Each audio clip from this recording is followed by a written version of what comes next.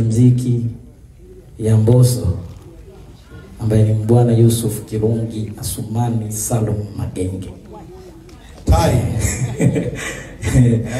Kwa room number 1 kama unavyoona huku, ambayo haionekani manake tulimaliza kwa muda mrefu, which ni chumba ambacho nakishukuru sana kwenye maisha yangu ya muziki, kwa sababu kilinitambulisha kwenu na kwa watu wote ambao walikuwa wamfahamu Mbosso. Kwa shukrani nyingi na makofi mengi kwa Mkubwa Fella kwa wakati huu.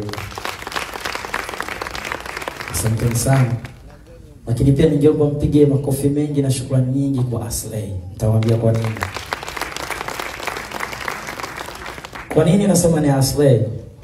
Kipindi naanza muziki, siku yangu ya kwanza mimi kuwa msanii wa Mkubwa na Wanawe ni kwa sababu nilimuona Aslay anaimba kituoni Mkubwa na Wanawe. Na nikamsikia Mkubwa Fella anasema anahitaji vijana wenye rika hili kama wana uwezo wa kuimba. Kwa hiyo kupitia Aslay nilipata hiyo confidence ya kuamini kama kumbe na mimi ni dogo na ninaweza nikaimba. Kwa naomba mpigieni makofi mengi tena kwa Aslay.